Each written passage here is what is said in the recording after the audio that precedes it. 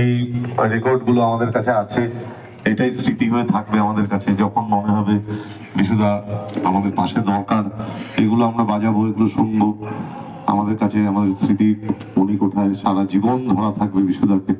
এবার সামান্য বক্তব্য রাখবেন বাসব ব্যানার্জি মহাশয়। এরপরে মেঘাকে আমি বলবো, মেঘা তোমাকে বিশুদা খুব ভালোবাসতো, তোমার গান আমাকে শুনিয়েছে পার্সোনালি। কোনো একটা অনুষ্ঠানে তুমি গিটার ইকুলেলে বাজিয়ে গান গাইছিলে, সেই রেকর্ডটা বিশুদার মোবাইলে আজও আছে, ভরা আছে। সেই রেকর্ডটা আমরা পাইনি, তাহলে আরো অনেক কিছু আমরা এরকম বিশুদার কণ্ঠে বা এগুলো শোনাতে পারতাম, সেগুলো পাইনি। আমি চেষ্টা করেছিলাম। তুমি রেডি থাকো, সেটা আমাদের সবার জন্য একটু তুমি গাইবে। বাসবদাকে অনুরোধ করব। আমাদের অনুষ্ঠান কিন্তু প্রায় শেষের দিকে, হ্যাঁ, সহচরীর কিছু গান দিয়ে আজকের অনুষ্ঠান আমরা শেষ করব। তার আগে আপনাদের যদি এর ভেতরে মনে হয় কেউ কিছু বক্তব্য রাখতে পারেন, সময়ও আমাদের সীমিত হয়ে এসছে, ঠান্ডাও পড়েছে। আমি বাসব ব্যানার্জি অনুরোধ করছি দু একটি কথা বলার জন্য।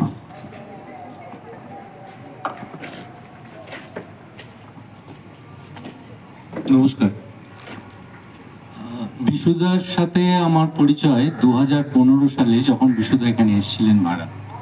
তার আগে বিশুদাকে আমি রাস্তায় দেখতাম, সুবলদার চায়ের দোকানে দেখতাম, আমাদের গ্যাসের দোকানে, যেটা আগে মাসির চায়ের দোকান বলে বিখ্যাত ছিল, সেখানেও দেখতাম। আমি দেখতাম একজন ভদ্রলোক, সদা হাস্য ভদ্রলোক, সবার সাথে কথা বলছেন। তখন আমার পরিচয় হয়নি। সৌভাগ্যক্রমে বিশুদা আমাদের এখানে এলেন এবং 2015 সালে বিশুদার সাথে আমার পরিচয় হয়। আমাদের এই মনাদা চায়ের দোকানে একটা প্রবীণ নাগরিকদের একটা গ্রুপ আছে। তারা অবসর সময়ে সকালে এবং রাত্রিরে এসে এখানে গল্প করে, আড্ডা মারে। সেই গ্রুপের সাথে আমিও জড়িত ছিলাম এবং বিশুদা 15 সালে আসার পর আমাদের এই গ্রুপে আসে এবং সেই প্রবীণ নাগরিক গ্রুপ থেকেই আমাকে বলা হয় যে কিছু বলার জন্য। দেবাশিস বাবু বললেন আমাকে কিছু বলার জন্য বলা হলো। বিশুদা যখন এই চায়ের দোকানে আসতেন, আমি শনিবার রোববার আসতাম, ছুটি পেতাম না, অফিস করতাম। তা শনিবার রোববার বিশুদা যখন নানা চায়ের দোকানে তো নানা গল্প হতো, একটা টপিক শুরু হতো, শেষ হতো অন্য একটা টপিকে। তা আমি দেখতাম কখনো বিশুদা সিস্টার নিবেদিতা সম্বন্ধে অসাধারণ সব কথা বলতেন, যেগুলো আমাদের অজানা। কখনো রাজশেখর বসুর সম্বন্ধে আলোচনা, কখনো খেলা, কখনো শঙ্খ ঘোষের কবিতা নিয়ে আলোচনা। তা সৌভাগ্যক্রমে আমার গ্রামের বাড়ি ছিল মাজুতে, আর বিশুদা বলতেন আমি ওদিকে গেছি, পাতিহালে বিষ্ণুদে, কবি বিষ্ণুদের বাড়িতে গেছি আমি। তা এই ধরনের অনেক আলোচনা বিশুদার সাথে হতো। সেই স্মৃতিগুলো আজ সত্যি ভেসে আসছে। বিশুদা খেলা, সিনেমা, মানে ভার্সেটাইল প্রতিভা। তা বিশুদার শৈশব কেটেছে, একদম ছোটবেলাটা কেটেছে আসানসোলে। তা আমি চাকরি জীবনের শুরুতে আসানসোলে আমি 3 বছর কাজ করেছি। তা তখন আসানসোলে বিশুদাকে বললাম আমি আসানসোলে ছিলাম 3 বছর। বললো তাহলে তুমি যেমন গরম আর তেমন ঠান্ডা দুটোই উপলব্ধি করেছো? আমি বললাম হ্যাঁ, দুটোই আমি পেয়েছি। তা বিশুদা উষাগ্রামেই থাকতেন।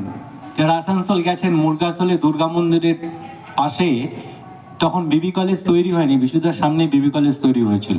আর আমি বিবি কলেজের পাশেই একটা জায়গায় থাকতাম, সেখানে বিবি কলেজের প্রফেসরদের অনেক হোস্টেলে অনেক প্রফেসররাও থাকতেন। তা বিশুদাকে সেসব গল্প করি।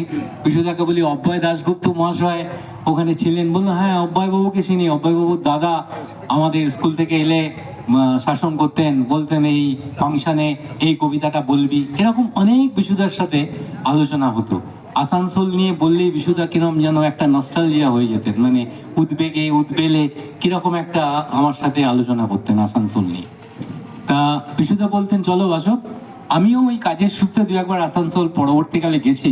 এই 2023 সালেও বিশুদাকে বললাম আসানসোল গেছিলাম, আমি ওই মুরগাসোল এবং উষাগ্রামটা একবার ঘুরে এলাম। অনেক ডেভেলপ হয়ে গেছে। বিশুদা বলতো যে ঘাগরবুড়ি মন্দিরটা আমাদের বাড়ি থেকে দেখা যেত রেল লাইনের ওপারে, আর রেলটা যাচ্ছে, রেলের শব্দ শুনতাম, তখন হারিকেনের আলোয় পড়াশোনা হতো, ইত্যাদি ইত্যাদি নানা ঘটনা। না বিশুদাকে বললাম চলুন। বিশুদাও বললো যে চলো বাসব, একদিন আমরা আসানসোলে যাব। এই সুভাষ দেবাশিস বাবু 3-4 জন মিলে একদিন আসানসোলে যাব, আসানসোলে গিয়ে আসানসোলে থাকবো, এবং তুমি যেখানে ছিলে ওখানে আমার কিছু পরিচিতি হয়ে গেছিল, এখনো 2-4 জন আমাকে স্মরণ করে বা কথাবার্তা হয়। তা বিশুদা বললো সবার সাথে কথাবার্তা বলবো, পুরনো বাড়িটা খোঁজ করার চেষ্টা করবো, ইত্যাদি ইত্যাদি। কিন্তু সময় আর হয়ে ওঠেনি। বিশুদা বললো তুমি তো রিটায়ার করছো নভেম্বরে, তাহলে ডিসেম্বর, তুমি তো শীত উপলব্ধি করেছো, ডিসেম্বর জানুয়ারি মাসে তাহলে একবার ওখানে যাওয়া যেতে পারে। বললাম হ্যাঁ ঠিক আছে, আমি রিটায়ার করি, তারপর ডেফিনেটলি একদিন যাব। কিন্তু সেই সময় আর হলো না। Time will never come back, সময় তো আর ফিরে আসে না। সুতরাং বিশুদা পরলোকে যেখানে থাকুন, শান্তিতে থাকুন, এই কামনা করি। এবং আমাদের এই যে আমাদের এই যে স্মরণ অনুষ্ঠান, সেই স্মরণ অনুষ্ঠানের মাধ্যমে বিশুদাকে আমরা আমাদের শ্রদ্ধা জ্ঞাপন করছি এবং ওনার আত্মার শান্তি কামনা করি।